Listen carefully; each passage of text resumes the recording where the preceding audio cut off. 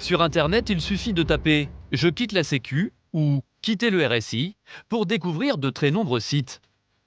Il s'appelle « Mouvement des libérés »,« Je quitte la Sécu » ou encore « MLPS », Mouvement pour la liberté de la protection sociale. Et ils proposent leurs techniques pour quitter la sécurité sociale et cotiser auprès de mutuelles privées qui rembourseraient mieux les frais de santé. Certains organisent même des meetings partout en France afin de persuader les indépendants que leur santé peut coûter moins cher. Alors qui se cache derrière ces rebelles du RSI? Est-il vraiment légal de ne plus payer ses cotisations de santé? Au nord de Nantes, c'est une conférence d'un genre assez particulier qui s'apprête à débuter dans ce grand hôtel. Les participants sont des commerçants, des artisans, des entrepreneurs, ou ils appartiennent à des professions libérales. À commencer par ce couple, Marc et Camille, des agents immobiliers en froid avec la Sécu, qu'ils trouvent trop chère et pas efficace. Impossible de les joindre, impossible de s'arranger avec eux. On a failli tout perdre, la maison, tout. Et pourquoi vous êtes ici aujourd'hui?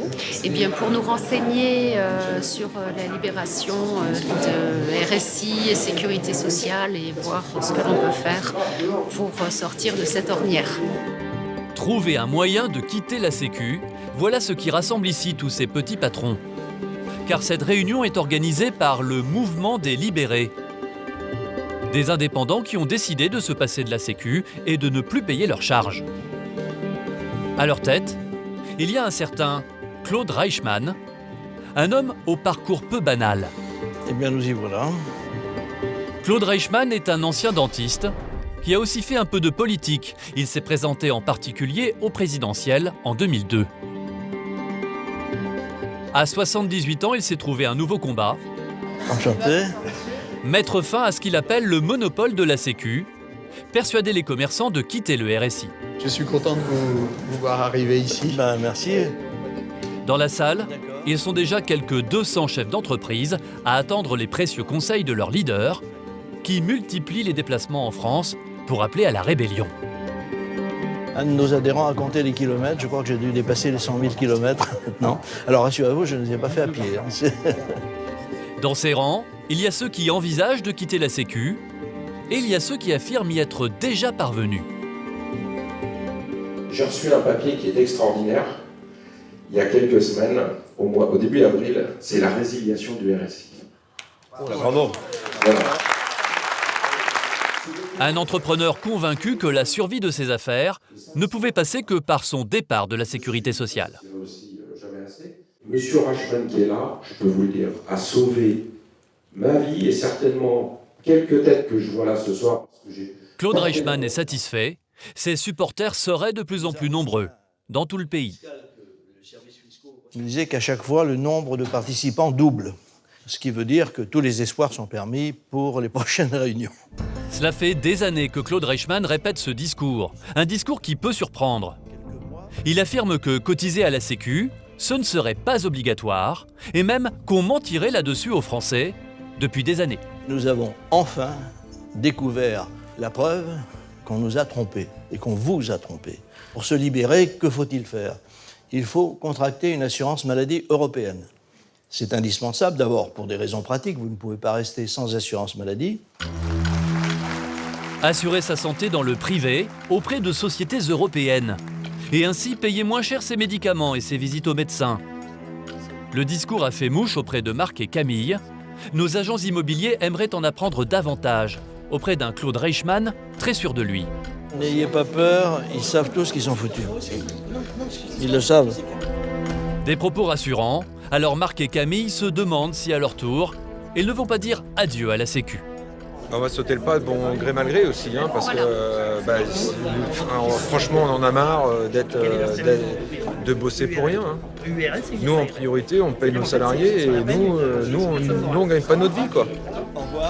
Mais en réalité, quitter la Sécu est aussi simple que cela. Comment s'y prend-on? Et au quotidien, lorsqu'on a des soucis de santé, comment cela fonctionne-t-il pour se faire rembourser? Pour le savoir, nous partons en Bretagne, à la rencontre d'un couple qui a déjà fait le grand saut. Cette boulangerie artisanale, c'est celle de Sylvie et de son mari Benoît.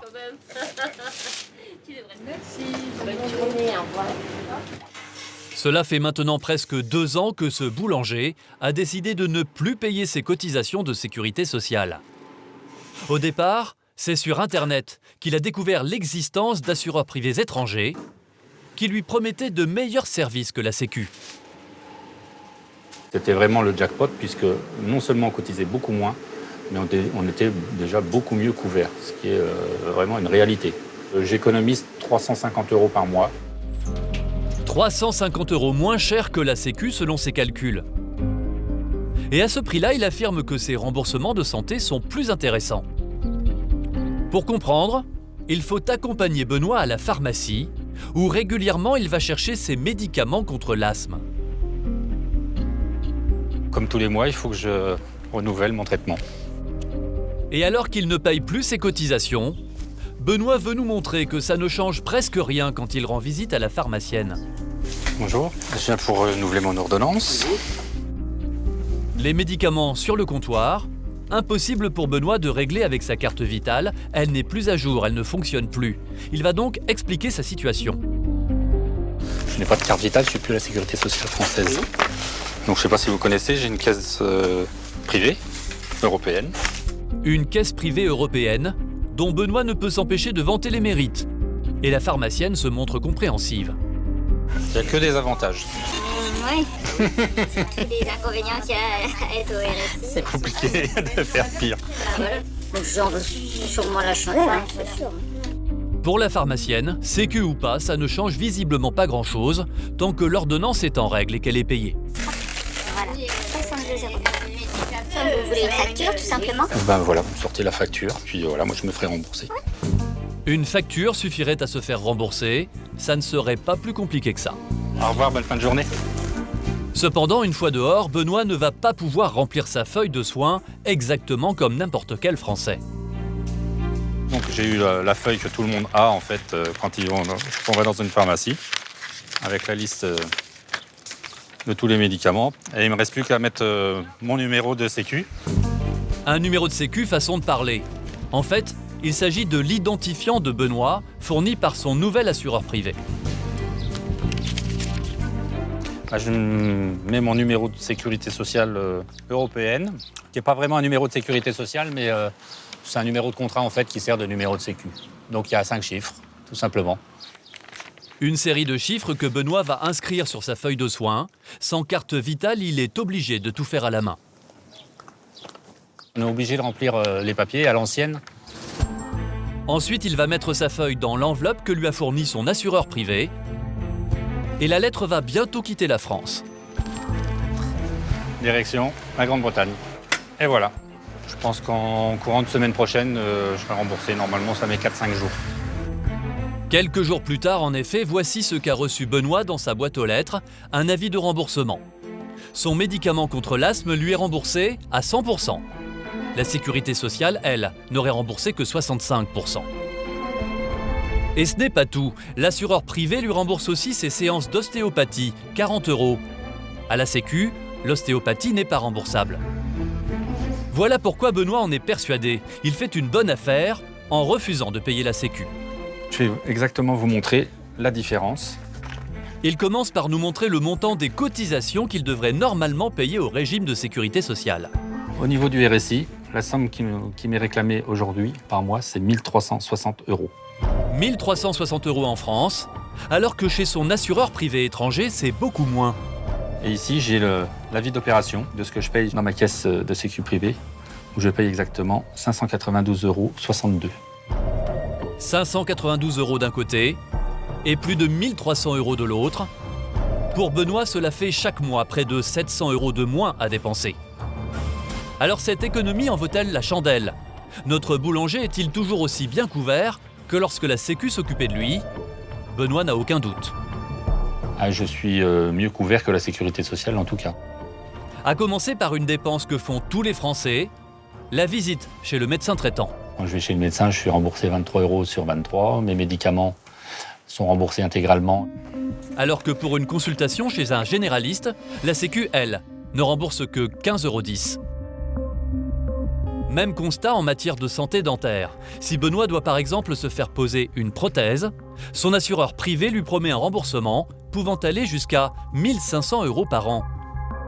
La Sécu, de son côté, rembourse moins de 80 € pour le même soin.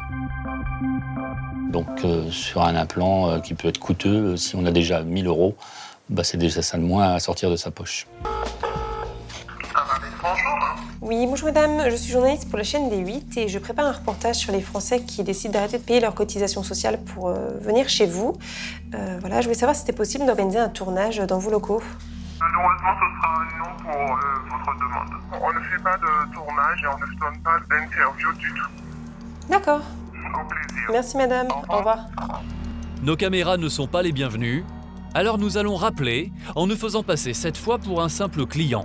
Nous voulons savoir si la démarche de quitter la Sécu est aussi simple et légale que le promet le site. Oui, bonjour madame, je suis une artisane française et j'aimerais ne plus cotiser à la sécurité sociale et bénéficier de votre assurance santé. Est-ce que c'est bien légal de partir et d'aller chez vous avec la sécurité sociale? Je ne vais pas avoir de problème? Je ne peux pas vous dire. Jusqu'à présent, les personnes prennent le contrat et il y en a très peu qui retournent au système, donc je suppose qu'ils ne sont pas, mais il y en a là qui sont... Il y a beaucoup qui sont là depuis des années. Hein. D'après notre interlocutrice, donc, quitter la Sécu, ça ne présenterait aucune difficulté. Je vais pas avoir de problème? Non, on n'a pas le droit de vous donner l'avis sur ce sujet. Mais il y a beaucoup de personnes qui n'ont pas de soucis. Le mieux, il faut vous renseigner toujours. Au revoir. Alors nous poursuivons l'enquête et nous faisons une demande de dossier d'inscription. Et c'est là que ça se complique. Alors que la Sécurité sociale assure tous les Français, sans distinction et sans questionnaire. Ici, il faut répondre à un formulaire très précis. Quelle est votre taille? Quel est votre poids? Combien avez-vous de pression artérielle? Êtes-vous fumeur? Avez-vous été hospitalisé ou avez-vous subi des opérations chirurgicales? L'assureur privé veut tout savoir et il précise d'ailleurs en toutes lettres qu'il se réserve le droit de refuser toute demande d'adhésion. Après réception du dossier, nous recevons rapidement un mail. Il nous souhaite la bienvenue et un peu plus bas, il affirme clairement « Assurez-vous librement pour l'assurance maladie, vous avez le droit ». Le problème, c'est que cela n'est vrai qu'en partie, car contracter une assurance, bien entendu, c'est légal. Mais le faire pour remplacer la sécurité sociale et ne plus payer ses cotisations, ça, c'est totalement hors la loi. À Paris, dans cette agence du RSI, il y a quelqu'un qui est bien placé pour le savoir. C'est la responsable juridique, Marie Nacher. Elle connaît bien ces rebelles qui prétendent quitter la sécurité sociale. Elle leur réserve un dossier rouge. 1, 2, 3, 4, 9. C'est le carton des contestataires, des assurés sociaux qui refusent de continuer à cotiser et demandent à être rayés des listes de la Sécu. C'est le même, 32, 33, 34. 35, j'en ai 35. 35 en ce moment, pas vraiment un raz-de-marée. Vous savez combien nous avons de cotisants? Nous avions plus de 100 000 cotisants dans les 107 000 cotisants. 35 dossiers sur 107 000 cotisants, vous doutez bien que ce n'est pas tout mon travail. Et selon Marina, les messages sont souvent les mêmes. Souvent, c'est des lettres types que les assurés trouvent en fait sur Internet. J'ai lu sur Internet que je n'avais pas cotisé chez vous, votre régime n'est pas un régime obligatoire de sécurité sociale. Le RSI, vous êtes sans existence légale, vous ne pouvez pas délivrer de contraintes, vous ne pouvez pas recouvrer nos cotisations. Ces Français estiment qu'ils sont dans leurs droits en voulant se retirer de la Sécu. Ils reprennent souvent à leur compte les arguments du MLPS de Claude Reichmann qu'ils ont pu trouver sur le web. Au nom des textes européens sur la libre concurrence, ils vont jusqu'à estimer que les Français peuvent s'assurer librement pour tous les risques relatifs à la maladie, notamment auprès de la sécurité sociale, d'une société d'assurance ou d'une mutuelle. Autrement dit, selon eux, la Sécu n'est pas obligatoire. Seulement voilà, d'après Marina, ce raisonnement est faux, car il existe un texte européen qui stipule clairement le contraire. Il s'agit d'un traité de 2012. Il reconnaît la faculté aux États européens de définir les principes fondamentaux de leur système de sécurité sociale. En clair, la France a le droit d'obliger ses citoyens à cotiser à la Sécu.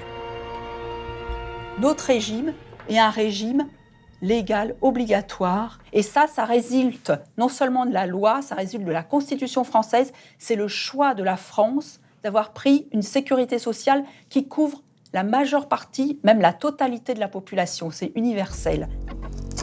En France, à ce jour, il serait précisément 1258 à avoir manifesté leur intention de quitter la Sécu. Pour Marina, ils s'exposent tous à de graves conséquences. C'est vraiment dangereux et c'est à l'encontre du bien des assurés. Parce qu'ils ne s'affilient pas, ils risquent d'être condamnés parce qu'ils ne paient pas. Mais pendant ce temps-là, les cotisations tournent, les majorations de retard tournent.